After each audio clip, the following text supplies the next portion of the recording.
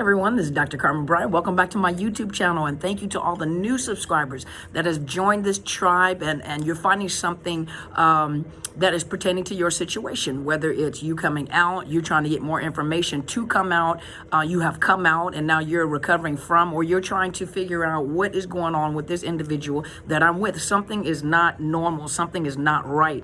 And those of you that have determined, okay, I know for a fact, based off of what I'm being educated on, that I am with a individual that probably has narcissistic personality disorder. And no one can change your opinion about that unless you go to not everybody is a narcissist. And so a lot of times when people come in, they find out, even when I talk to them, that everybody is not a narcissist. Sometimes you're the one with the problem. Now, I know that's going to make a lot of you mad, but you know me, I'm going to keep it straight, and I'm going to just tell the truth. So today I wanted to talk about narcissist addiction to supply and your addiction to people. It doesn't apply to everybody. And most of you have watched some of my videos where I talked about the addiction to the supply and, well, not the supply, the addiction to the fuel. So narcissists are not addicted to people. They are addicted to what the people can provide for them. So they're addicted to the fuel. The bigger the grandiosity, the more that they, the more arrogant they are, the greater the grandiosity, the bigger that they are in life, really the lower their self-esteem is, the more paranoid they are about being rejected and abandoned, because a lot of times this is the kind of stuff that happened to them when they were younger. And so they fear this rejection or abandonment, or that you look at them less than they really are, which on the inside, that's exactly how they feel, but they'll never be honest enough to tell you. They'll make themselves look better or bigger than the average person. And so the greater that grandiosity is, the less self-esteem they have, the more paranoia they have that people are going to reject them, say no, not accept them. And so they don't know how to self-regulate by, looking in on themselves and trying to, like I'm teaching you guys, and like a lot of you guys are learning off of the videos, to learn to depend on yourself, to make yourself, it's called self-esteem, to make yourself feel better about yourself without having to depend on other people to make you feel good about yourself. Well, narcissists is not like that. They have to connect with people so that they can get that fuel boost, that ego boost. And when you fail to be able to make them feel, and remember, they're like a bottomless pit. No one can ever provide them with the amount of fuel that they need. They have an insatiable appetite. And the more people they get with, or the more people they draw fuel from, the bigger that appetite gets. So it's like this never-ending hunger that can never be satisfied with people. Nothing you do will ever satisfy a narcissist and making them feel good about themselves. And some of you guys who are serious empaths, or then some of you that are not empaths, you feel like that you feel obligated to make sure that this individual feels good about themselves, and you spend hours and time, they drain you, as all you ever do is try to convince them or encourage them to feel good about themselves while you feeling bad about yourself. That's called a people pleaser, when you're always trying to make sure that someone feels good and you neglect yourself. There's nothing wrong with you being selfless in you and spending time and encouraging people, but when it gets to a point where they're constantly pulling from you, where you feel drained and you hate coming around them because you know for a fact that I have to spend all this energy in making you feel good about yourself, that's not healthy anymore. And sometimes what happens is that a lot of you guys the narcissist is drawn to you because of the amount of fuel and that energy that you have, where you're needy yourself. You need people to make you feel good about yourself. You don't have any self-esteem unless people tell you how good you are, how great you are. Your self-worth comes from what other people say. And that pulls you in, because that right there is what the narcissist will use. And they use that facade, and they become everything that you ever wanted from someone. And you feel like, oh, finally someone that makes me feel good about myself. I have met my soulmate. You have met your soul terror. That's what you have met. You have met someone that is playing on your emotions. No one person can ever make you feel complete. You have to be complete. 1 times 1 equals 1. One healthy person plus times one healthy person equals one healthy marriage, one healthy relationship, one healthy unit. And so a lot of you guys are looking for people to make you feel good about yourself. Even when it comes to videos and coaches that make videos, some of you are so solely dependent on us coming on here to feed you, to make you feel good about yourself, that you have become addicted to the people that are behind the camera. And what happens is when you become addicted to people trying to make you feel good about yourself, and you're dependent on people to always make you feel good about yourself, even those that are non-narcissistic are going to fail you, because people have real lives. They have business that they take care of, like myself. They have business, they have real lives when it comes from behind the camera. We spend a whole 20 minutes behind the camera talking to you, but a lot of times when we get off the camera, life resumes as normal. And so you can't be so dependent on a person coming on the camera that you spend majority of your life or majority of your time looking through YouTube videos, and you find someone that resonates with you, that you feel like if you don't come on, which I'm talking to some of you guys that have emailed me, that you come on and you feel like you have been failed by a person behind the camera.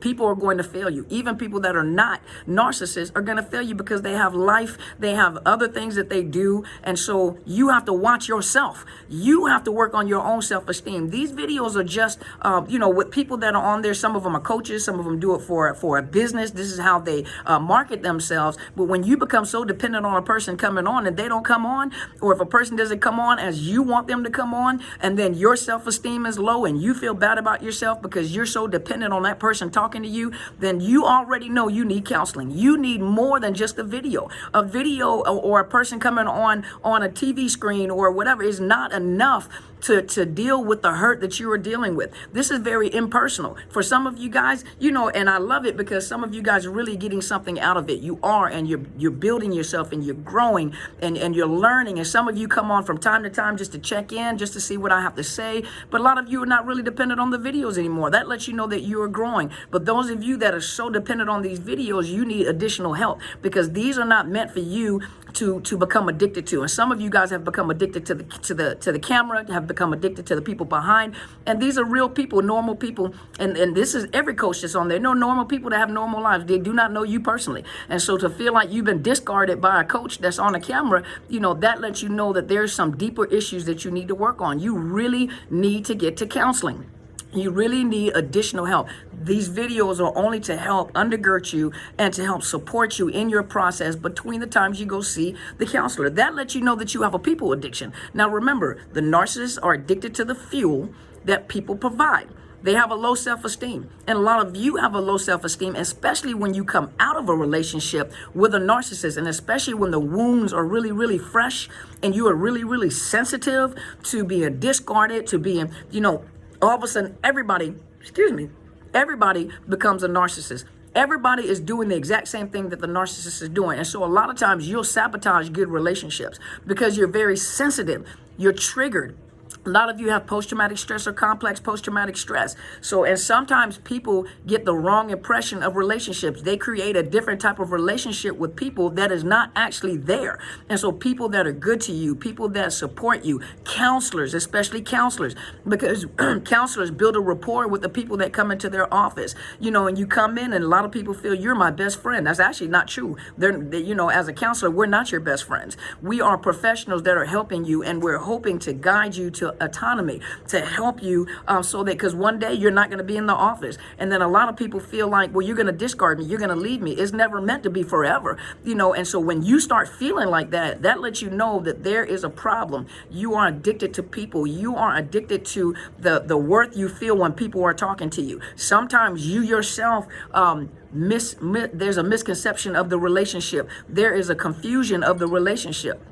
I hope you don't go to a therapist or a coach and feel like I hate you so much, but the things that you say, yeah, you can be angry when the people bring you truth. I hope that they're telling you truth. But when you become addicted to that person, and then the relationship in your mind has become something that is not, and you're having triggers that you're being discarded, and you don't care about me, and you don't call me, or you don't text me, or that lets you know that your problem is deeper than the average person. And then being in a relationship with a narcissist, yes, you come out with a lot of narcissistic fleas. That means you come out with a lot of behavior traits just like the narcissist. A lot of you started off as I've known people that were, I've known that when I was, I think I was about 19, 20 years old. I've met people that were probably about 16 years old.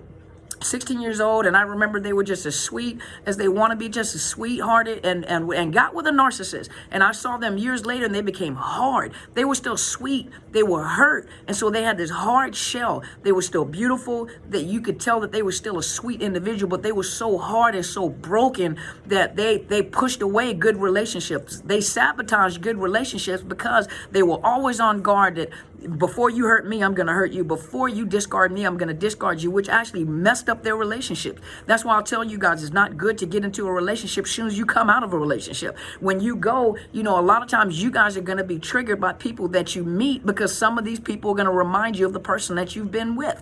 And so you have to remember, though, you have to be careful, because when people are nice to you, when people are helping you, when people are helping you through a process, your mind is always set, but everybody discards, because that's what the narcissist does, or that's what my family members did, or that's what my parents did, always discarded me, always, and so you assume everybody's like that. And 9 times out of 10, if you've been in a narcissistic relationship, or even with parents that raised you in a narcissistic mind frame, the way that they raised you is that everybody's just alike. And everybody is just like this. And if that's your foundation, that's how you see people in the first place. But be careful, because sometimes you become addicted to people, especially when people do you well, when people have helped you, when people are giving you compliments, when people are taking their time to make sure that you know your value and your worth. Don't become so dependent on other people to tell you your worth, or don't become so dependent on other people to make sure that you feel good about yourself, that you look for people to do it, because a narcissist will make sure they fulfill your every need. And when I say your every need, for the moment, fulfill your every need. And once they discover that, because remember, they put you on a pedestal. So when they meet you, you're the best thing since sliced bread for that whole 24 hours until they meet someone else that can do more than you.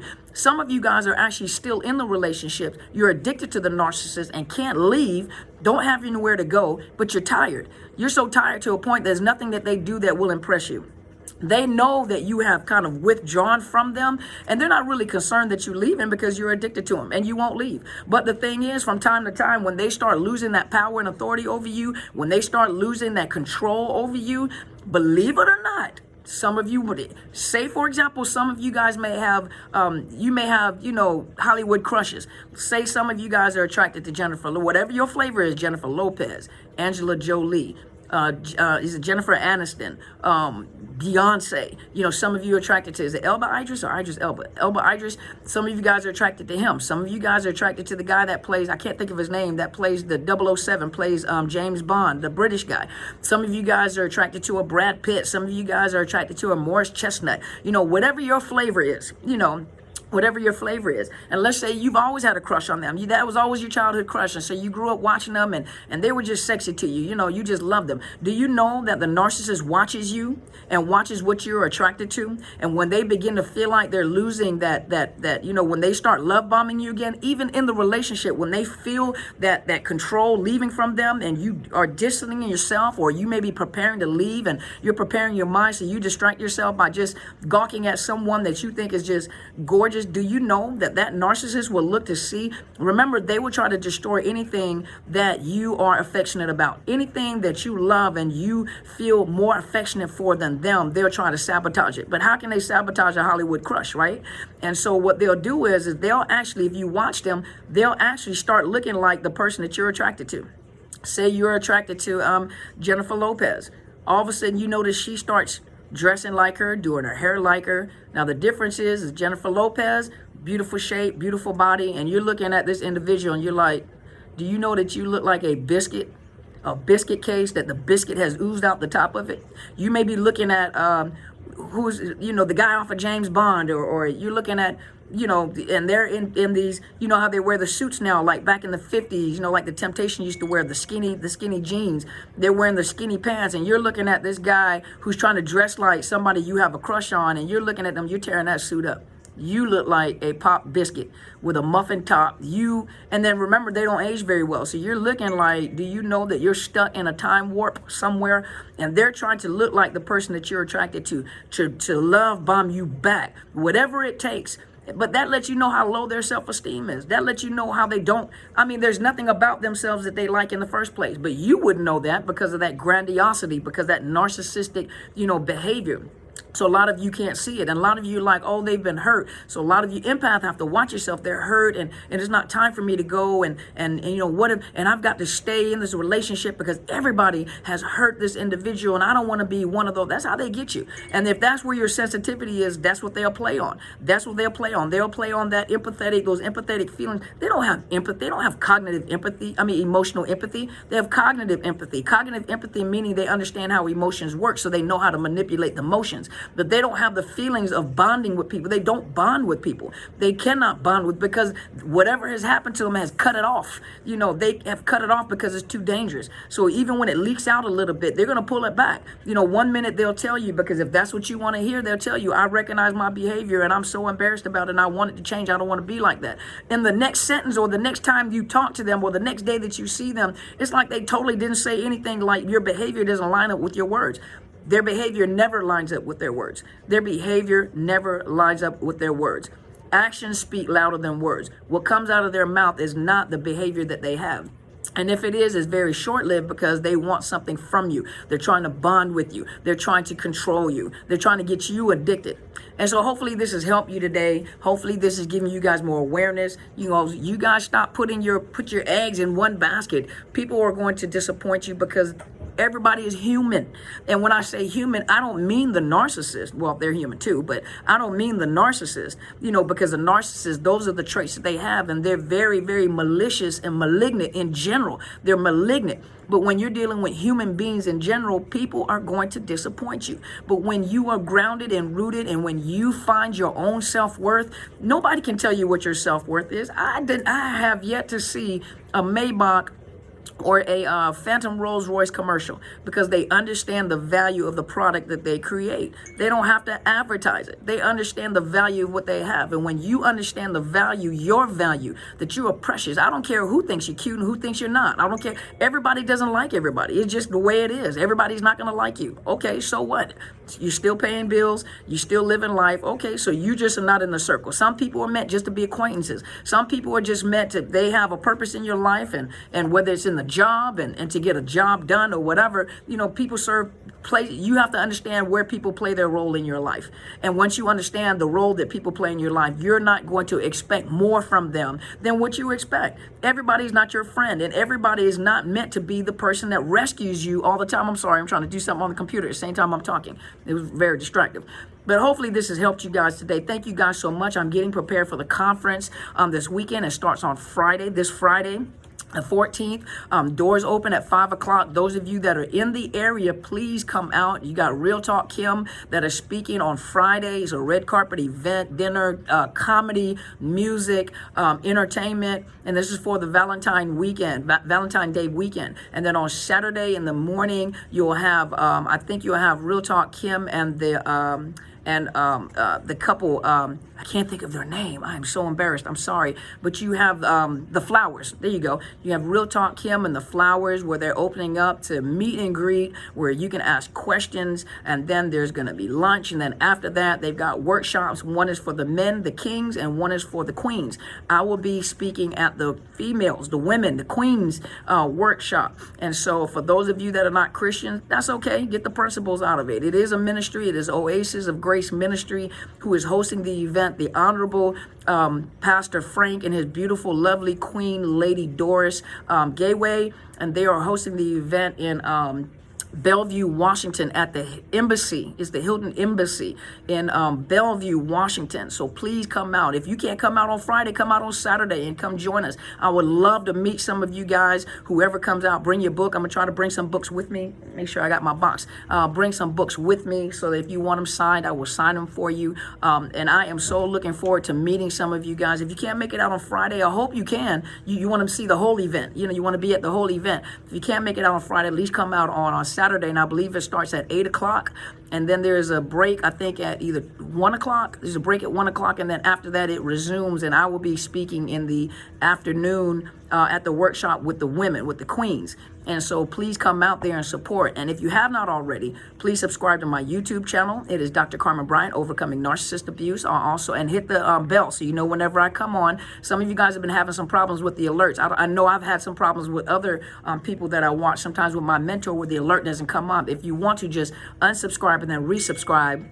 And then hit the, when you hit the bell though, go up and instead of personalized, hit all. So it chimes at all the videos that are, even when I'm on live. And thank you guys for being patient. A lot of times when I'm, hey, you know, when the travel schedule picks up and there's events going on, sometimes I'm just not able to come on. So I appreciate your patience. Thank you guys so much for the well wishers. Thank you so much, you guys, for your support. I really appreciate it. And thank you so much that as I progress, you guys applaud me just like I applaud you guys. And so I'm so honored. Thank you so much from my tribe. There's also, I have 2 Facebook pages. One is my professional one, which is psychological health consultants and services. And the other one is Overcoming Narcissist Abuse, which is my book. A lot of times I will post stuff on my book one as opposed to my professional one, because sometimes when you're dealing with ministry and stuff like that, I'll put that under my book, the book Facebook page, Overcoming Narcissist Abuse. So when it comes to ministry and things like that, I'll post that in that Facebook page. But on my professional one, usually I just kind of do, you know, when there's events going on and stuff like that, or when I do these speaking, this kind of speaking, I put it on that to try to differentiate between the two. And so make sure you go to my mentor's YouTube channel.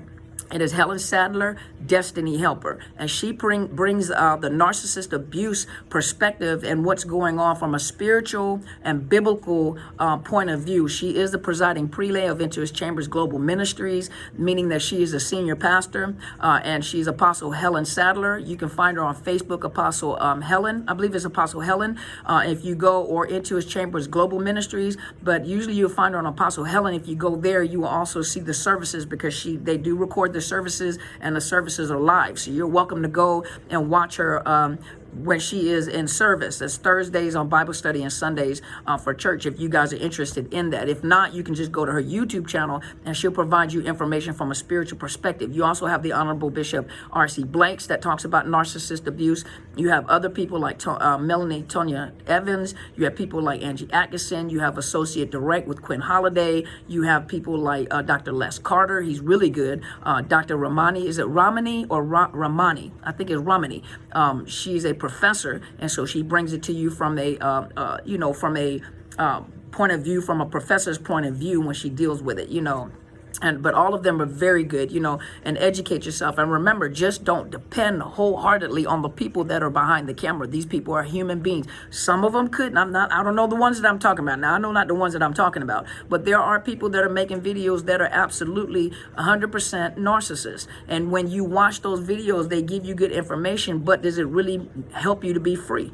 Does it help you to be free? And is the information, you get the principles out of the information, but then you also have to remember who they are. They are still narcissists, and they still have ulterior motives. They still have hidden agendas. You have to remember that. You're being educated about it. And if you're being educated about it, don't be ignorant when you go and you recognize narcissists. Get the principles out of it if that's what you want to do, because some of the information is very good. They're talking about themselves and how they think, you know, but a narcissist cannot be cured. There is no cure for narcissism. There is no cure for narcissism.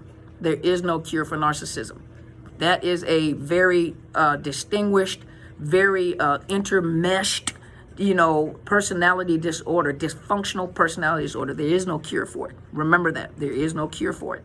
And so thank you guys so much for tuning in. As always, make sure you also go to Barnes & Noble, and you can go to Amazon. You can get the ebook, or you can get the Kindle version, or you can get the hardback or the softback, and order my book, Unmasking the Illusion of Perfection. Yes, I am working on the second one. Thank you guys so much for encouraging me to do that. I am working on the second one. I'm also working on classes. And so right now I am working on getting the site together, which will also be a website, and will be you'll be able to pay for classes. I'm trying to put together a workbook, but you know that takes money. You know, I hate to say it, but that takes funding. And so those of you that have been donating, I am so honored. If you want to donate, look right underneath my link, my Cash App or my PayPal, and you are welcome to donate. When you guys donate, it helps me to do it faster. And so just like my beautiful angel in Canada, you know, she donated a computer that helped me to get on podcasts, and it helped me to do things quicker. And so I'm still so honored, and I thank you so much. But when you guys donate, it just helps me to do it faster. You know, and some of you guys, when are you going to do it? When are you going to write the book? You know, publishing a book, when you get with a publishing company, that costs too. And that comes out of our pocket. You know, so if you want to donate, you want to expedite it, you are more than welcome, and I am honored, and I will receive it. Thank you so much. Other than that, it's going to take a little time. It's a process. And so I appreciate you guys. And as always, always, you guys go and be great. Be the greatest you that you can be. Don't depend on other people to tell you what your value is. You're queens and you're kings. I don't care about all these people coming on and trying to be super smart about the monarchy has ended. Whatever. You are a queen and you are a king. Kings, be kings. You don't let women run over you. You don't let women control you. That's not your position in the kingdom. This is a kingdom. We live in a kingdom. Yeah, we're democracy. I get it. But you guys are still kings. And ladies, you're queens. Never try to oppress, control anybody. Men, you don't control women. Women, you don't control men. And either or, kings don't control kings and queens don't control queens. You don't control anybody. Everybody has their own choice, their own will, their own decisions that they have to make for themselves. You can encourage them, you can provide them, and you give them the respect and the freedom to make their own choices. Even here, when you give information, everybody's not going to receive the information. You take what applies to you. If it doesn't apply to you, then you don't use it. It's not for you. Likewise, kings, be king. Get up on your throne. Queens, be queens. Get up on your throne. Be queens. Be queens. Okay, that may be a thing. Be kings, be queens. You know, understand that you are a jewel. Understand that you have value. You find your own value. You don't let anybody tell you what your value is. You have your own value. Now, some people will confuse that as being arrogant. No, that's confidence. There's a difference when you're confident. Some people can't handle genuine confidence. You're not going to run over me. I'm not going to move my boundaries for you. And no means no, and I'm not going to explain anything. And when people want control, when people are used to not getting what they want, they have temper tantrum, call you names and everything. You stand your ground. I don't care about your temper tantrum. You fall on the floor and kick your feet all you want to. I am great at ghosting.